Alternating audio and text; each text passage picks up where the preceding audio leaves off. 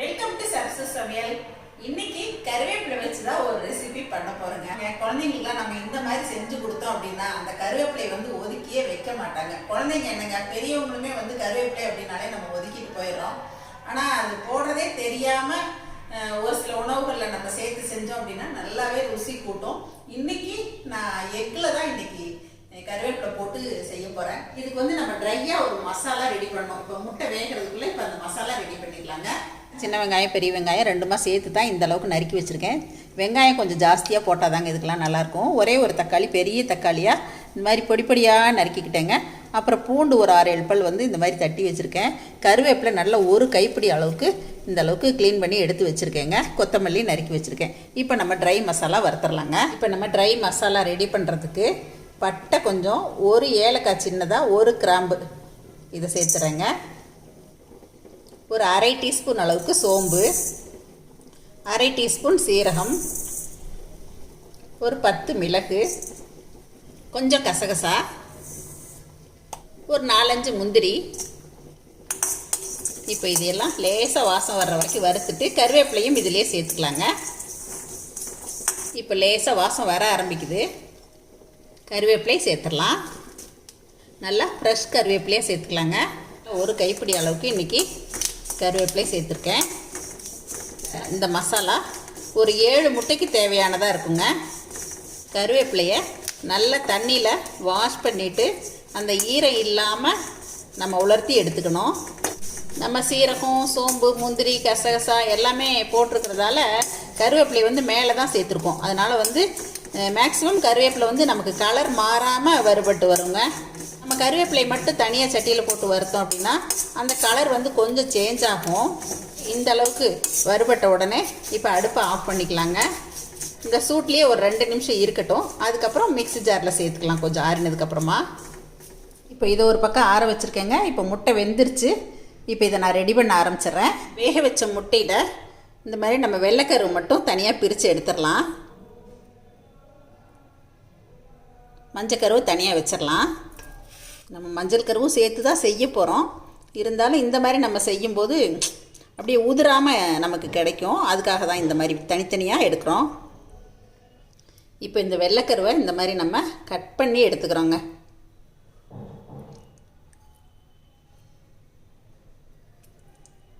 Cut பண்ண egg pieces வந்து அப்படியே இருக்கட்டுங்க ஓரமாக. அதுக்குள்ளே நமக்கு மசாலா ஆறிடுச்சு. ஒரு மிக்ஸி ஜாரில் சேர்த்து அரைச்சிட்டு வந்துடலாம். இதை நம்ம அரைச்சிட்டு வந்துடலாங்க. இப்போ நம்ம சேர்த்த கருவேப்பிலை மசாலா எல்லாத்தையுமா சேர்த்து ஒரு 30 செகண்ட் தான் நான் இந்த மாதிரி அரைச்சிருக்கேங்க. நல்ல கொரகொரப்பாக நமக்கு கிடச்சிருக்கு. கடலெண்ணெய் விட்டுக்கலாம். கூடவே 1 டேபிள் ஸ்பூன் அளவுக்கு நெய் சேர்த்துக்கலாங்க. நெய் வந்து ஒரு நல்ல ஃபேட்டு தாங்க. அளவாக சேர்த்துக்கிட்டோம் அப்படின்னா தாராளமாக நம்ம நெய்யுமே வந்து சமையலில் யூஸ் பண்ணலாம். கொஞ்சம் சோம்பு தாளிச்சிக்கலாங்க. 1 பாதியமாக தட்டி வச்ச பூண்டு சேர்த்துக்கலாம். இப்போ நறுக்கி வச்சுருக்க வெங்காயம் சேர்த்துடலாங்க. இப்போ நம்ம கருவேப்பிலையும் சேர்த்துக்கலாங்க.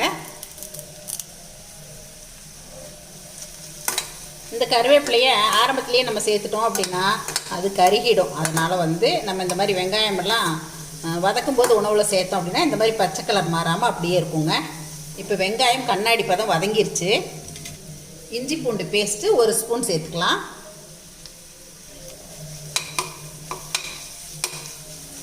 இந்த மாதிரி பரட்டி விட்டதுக்கப்புறமா நறுக்கி வச்சுருக்க தக்காளி சேர்த்துடலாங்க. உங்களுக்கு நல்ல கிரேவியாக வேணும் அப்படின்னா நீங்கள் இன்னொரு தக்காளியை கூட மிக்சியில் அரைச்சி சேர்த்துக்கலாம். இப்போ மஞ்சள் தூள் சிறிதளவு சேர்த்துக்கலாங்க. மல்லித்தூள் 1 ஸ்பூன் சேர்த்துக்கலாம். நம்ம மிளகு குறைவாக தான் போட்டிருக்கோம். அதனால் காரத்துக்கு தனி மிளகாத்தூள் சேர்த்துக்கலாங்க.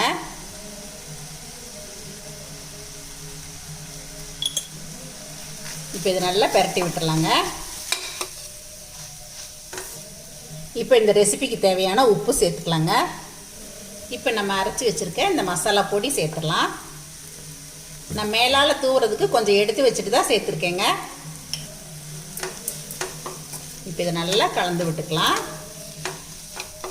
இதில் கொஞ்சமாக காஷ்மீரி மிளகாத்தூள் சேர்க்குறேங்க. இது ஒரு கலருக்காக தான் சேர்க்குறேன். காஷ்மீரி மிளகாத்தூளில் ஆக்சுவலாக காரம் அதிகம் இருக்காது. இப்போ இதை நல்லா கலந்து விட்டுக்கலாங்க. கொஞ்சம் கொத்தமல்லி இலையும் சேர்த்துக்கலாம். இப்போ எல்லாமே சேர்த்து நல்லா கலந்து விட்டாச்சுங்க. இப்போ இதில் கொஞ்சம் தண்ணி விட்டுக்கலாங்க. மசாலாவோட பச்சை வாசம் எல்லாமே போகணும், நல்லா கொதிச்சு வரணும். அதுக்காக தான் நம்ம தண்ணி விடுறோம். இப்போ பாருங்கள், நல்லா கொதி பிடிச்சி வருது. அடுப்பை கொஞ்சம் மீடியம் ஃப்ளேமில் வச்சிடலாங்க. இப்போ ஒரு மூடி போட்டுடலாம். இது கொஞ்சம் நல்லா சுண்டி வரட்டும், பார்க்கலாம். 2-3 நிமிஷம் மீடியம் ஃப்ளேம்லேயே வச்சுட்டேன். இப்போ ஓப்பன் பண்ணிவிட்டு நல்லா பரட்டி விட்டுட்டு போகிறேன். அந்த கருவேப்பிலையோட பச்சை வாசமெல்லாம் போகணும். அதுக்காக இப்போ நான் அடுப்பை நல்லா குறைச்சிட்டேன். இப்போ மறுபடியும் மூடி போட்டுடலாம். ஒரு 5 நிமிஷம் இப்படியே இருக்கட்டுங்க, பார்க்கலாம். இப்போ நான் அடுப்பை குறைச்சி வச்சு ஒரு 5 நிமிஷம் அப்படியே விட்டுட்டேன். இப்போ ஓப்பன் பண்ணிடலாம்.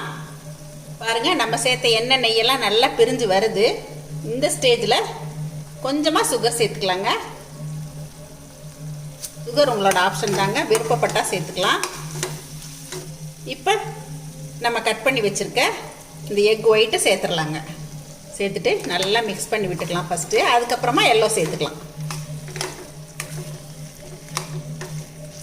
இப்போ இதை நல்லா கலந்து விட்டாச்சுங்க. இப்போ நம்ம மஞ்சள் கருவி இதில் சேர்த்துடலாம். உங்களுக்கு பிடிக்கும் அப்படின்னா மஞ்சள் கருவியுமே நீங்கள் 2ஆக கட் பண்ணிவிட்டு கூட சேர்க்கலாம். நான் உடஞ்சிரும் அப்படிங்கிறதால முழுசாக அப்படியே சேர்த்துருக்கேன். இந்த மாதிரி நல்லா பெரட்டி விட்டாச்சுங்க. நம்ம வறுத்து அரைச்ச பொடியில் கொஞ்சம் வச்சோம் இல்லைங்களா, இப்போ மேலால் மறுபடியும் கொஞ்சம் தூவி விட்டுக்கலாம். இப்போ இது எல்லாமே சேர்த்ததுக்கப்புறமா இந்த மாதிரி நல்லா கலந்து விட்டு அடுப்பை குறைச்சி வச்சு மறுபடியும் ஒரு 2 நிமிஷம் விட்டுறலாங்க. இந்த எக் ரெசிபி வந்து நான் எதை பார்த்து செய்யவே இல்லைங்க. ஓனா இந்த மாதிரி செஞ்சால் நல்லா இருக்கும் அப்படின்னு தோணுச்சு. தோணுன மாத்திரமா சரி இன்னைக்கு செஞ்சிடலாம் அப்படின்ட்டு தான் இன்னைக்கு நான் இதை செஞ்சுருக்கேங்க. இப்போ அடுப்பை ஆஃப் பண்ணிட்டேங்க. மேலால் கொஞ்சம் கொத்தமல்லி எல்லாம் தூவிக்கலாம். அவ்வளோதாங்க, நம்மளோட கருவேப்பிலை முட்டை மசாலா ரெடி ஆயிடுச்சு. இப்போது கருவேப்பிலை முட்டை மசாலா ரெடியாக இருக்குங்க. கூடவே ஒயிட் ரைஸு நான் வச்சுட்டேன். தேங்காய் பால் சாதம் எங்கள் பொண்ணு பண்ணாங்க. கூடவே ஒயிட் ரைஸ்க்கு தயிர் இருக்குங்க. இதோட கூட கொஞ்சம் தயிர் பச்சடி போட்டால் இன்னும் நல்லாயிருக்கும். இப்போ எல்லாம் செஞ்சு முடிச்சு எங்கள் பொண்ணுக்கு டிஃபன் பாக்ஸில் போட்டு கொடுத்தாச்சு. எங்கள் அக்கா பொண்ணு சுதாவும் வந்திருக்காங்க. இப்போ சுதா வந்து டேஸ்ட் பண்ணி சொல்ல போகிறாங்க. என்ன சுதா? ஒரே நிமிஷம். சூப்பராக இருக்கும். இது என்ன எக்குன்னு கண்டுபிடிக்க முடிஞ்சவனால சொல்லிட்டீங்க. அதனால கருவேப்பிலை சாப்பிடாத பிள்ளைங்க கூட நல்ல ஃப்ளேவரோட ஃபுல் ஒரிஜினல் டேஸ்ட்டில் இருக்கு. நல்லா ஆத்தென்டிக் டேஸ்ட்டோட நல்லா நம்ம கிரேவி நல்லா கோட்டாகி நல்லா சூப்பராக. சுதா சொன்னது எனக்கு ரொம்ப சந்தோஷமா இருக்குங்க. நீங்களும் செஞ்சு பார்த்துட்டு அது எப்படி வந்திருக்குன்னு நீங்களும் கமெண்ட்ஸில் சொல்லுங்கள். இந்த கருவேப்பிலை பொடி நாங்களாம் ரெகுலராகவே தோசையில் சுடு சாதத்தில் நெய் போட்டு அந்த மாதிரி கருவேப்பிலை நம்மளால ரெகுலராக குழந்தைங்களுக்கு கொடுக்க முடியாதனால ஹேர் க்ரோத்துக்கெல்லாம் கருவேப்பிலை ரொம்ப நல்லது அப்படிங்கிறனால ரெகுலராகவே எடுத்துகிட்டு இருக்கோம். சாப்பாட்டில் போட்டுக்க முடியாது, தோசையில் ஒரு ஸ்பூன் தூவி நெய் போட்டு அந்த மாதிரி டெய்லியுமே ஆட் பண்ணிக்கலாம். வேணுங்கிறவங்க சரசூஸ் ஃபுட் ப்ராடக்ட்ஸ் இதில் ஆர்டர் பண்ணி வாங்கிக்கோங்க. வீட்டு குட்டீஸ்க்கு நீங்கள் இந்த மாதிரி எல்லாம் செஞ்சு கொடுத்தீங்க அப்படின்னா இதில் கருவேப்பிலை சேர்த்துருக்கு அப்படிங்கிறது சொன்னாதான் அவங்களுக்கு தெரியும். சொல்லலைன்னா தெரியவே தெரியாது. அந்த அளவுக்கு இது வந்து ரொம்ப நல்லா டேஸ்டாக இருக்குதுங்க. நான் செஞ்சு காட்டின இந்த வித்தியாசமான கருவேப்பிலை முட்டை மசாலா உங்களுக்கும் பிடிச்சிருக்குன்னு நினைக்கிறேங்க. கண்டிப்பாக நீங்களும் ட்ரை பண்ணி பாருங்க. எப்பயும் போல உங்களோட ஃபீட்பேக் சொல்லுங்கள். பிடிச்சிருந்தா லைக் ஷேர் பண்ணுங்கள். மறக்காமல் என்னோட சேனலை சப்ஸ்கிரைப் பண்ணிக்கங்க. தேங்க்யூ. சரசு சமையல் பாருங்கள். சமையல் நல்லா பண்ணுங்கள். சரசூஸ் ஃபுட் ப்ராடக்ட்ஸ் பொடிவைகள் தேவைப்படுறவங்க இங்கே கொடுத்துருக்க வாட்ஸ்அப் நம்பரில் காலை 10 மணி முதல் மாலை 6 மணி வரை எங்களை காண்டாக்ட் பண்ணி வாங்கிக்கலாங்க. எங்ககிட்ட இந்த சீசனில் முருங்கைக்கீரை சூப் மிக்ஸ் பிரண்டை பொடி எல்லாமே ஃப்ரெஷ்ஷாக கிடைக்குங்க. கருவேப்பிலை பொடியும் எங்ககிட்ட இருக்குது. தேவைப்படுறவங்க வாங்கிக்கலாங்க. தேங்க்யூ.